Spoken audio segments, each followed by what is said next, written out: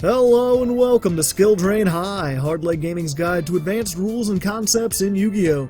I'm Hardleg Joe, and in this lesson I'll be taking a detailed look at the two different kinds of special summons, showing you how to identify them using problem-solving card text, and explaining how you can respond to them.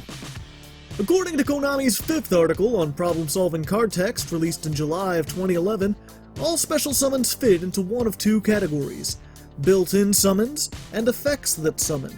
The main difference between these two categories is that effects that summon start chains, while built-in summons do not. An effect that summons is exactly what it sounds like. It describes a special summon that happens as the result of some card's effect. These effects always start chains, and as such, the rules used to identify them are the same as the rules for identifying chains. For instance, just as the activation of a spell trap always starts a chain, so does summoning a monster using a spell trap. If a monster is doing the summoning, then you need to look closely at its text. If the text concerning the summon has a colon or a semicolon, then it starts a chain and is an effect that summons. If the text is missing that punctuation, then it's a built-in summon. A built-in summon describes a special summon that happens either because of game mechanics, like an Xyz Synchro or Contact Fusion summon, or because the monster can just inherently summon itself. This second category can be the most difficult to determine, as it deals with unclassified effects. An unclassified effect is one that does not fit into one of the 5 categories discussed in the rulebook. The best example of this is Cyber Dragon. Its effect states, if your opponent controls a monster, and you control no monsters, you can special summon this card from your hand. It's easy to see, both from the wording of the effect and from the lack of colons and semicolons, that this effect is not a trigger, quick, or ignition effect. It may seem like a continuous effect, but it's not because the effect doesn't apply on the field. Since no effect is being continuously applied, it's not a continuous effect, meaning it fits into no category and is unclassified. Special summons caused by unclassified effects can be very difficult to determine on older cards. Fortunately, newer cards, or those reprinted with problem-solving card text, designate these kinds of effects by using a sentence in parentheses that shows you where you can summon the card from. You can see this at the end of Cyber Dragon's effect, where it was reprinted to add the words, "from your hand." Now that you know the difference between the two different kinds of special summons, I can explain how to respond to them. As you may recall from the end of Lesson 7 of Dark Hole Elementary, I said, summoning a monster, attacking, and changing battle position do not start chains and are not actions that can be chained to. This is true. You can never chain to a summon. You can only respond to them. Unlike chaining an effect, where the second effect will resolve before the first effect, responding to a summon means that the summon happens first, and then the response. So for instance, let's say you have Vanity's Emptiness set and your opponent special summons a Cyber Dragon.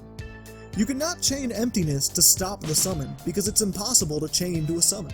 The summon will happen first, and then you can respond by activating your trap after the monster is already on the field. This is the point where most people are thinking, but hey, didn't you say effects that summon are summons that start chains? This is the reason why it's important to know the two different kinds of special summons. The key here is the name itself, an effect that summons. The effect is what can be chained to, not the summon itself. Confused? Allow me to explain with an example. Let's say you have 2 traps set, Black Horn of Heaven that negates the special summon of a monster, and Wiretap that negates a trap. Your opponent activates Call the Haunted, which lets them summon one of their monsters from the graveyard. Now even though Black Horn of Heaven says you can negate the special summon of a monster, it can't be used in this instance, because you're not responding to a summon, you're responding to a trap card that has an effect that summons.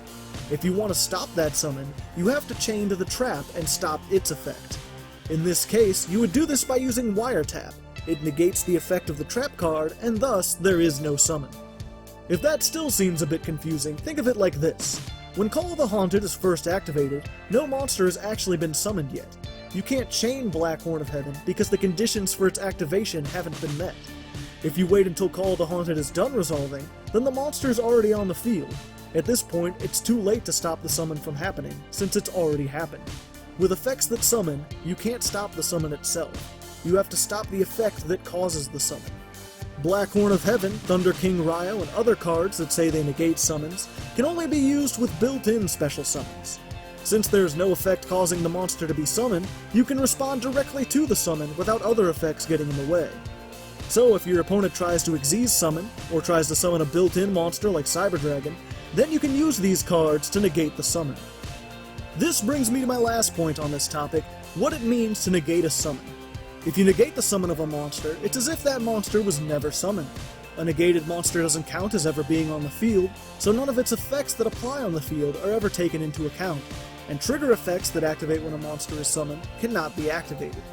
This is important to note, as even monsters with continuous effects that stop them from being destroyed, like Beels of the Diabolic Dragons, can still be destroyed by negation effects, since its continuous effect only comes into play if the monster is on the field, and a negated monster is never technically on the field. However, I should reiterate that only cards that specifically say negate work this way. Negate is not the same thing as destroy, so cards like Torrential Tribute and the various trap holes will not be able to stop a card like Beels, since by the time they respond, Beels is already summoned, and his continuous effect is being applied. As a final note, I should mention that before problem-solving card text, older players and rulings would refer to built-in summons as inherent summons, since the summon is an inherent effect of the cards instead of an outside effect. This term is unofficial, and most judges frown upon its use in the modern game, but enough players and rulings still use the term that you should be aware of it regardless. Well, that's it for this lesson of Skill Drain High. Please like and share if you enjoyed this video, and if you'd like to see more similar videos, you can check out my channel, or subscribe if you'd like to get updates. Thanks for watching, good luck, and have fun!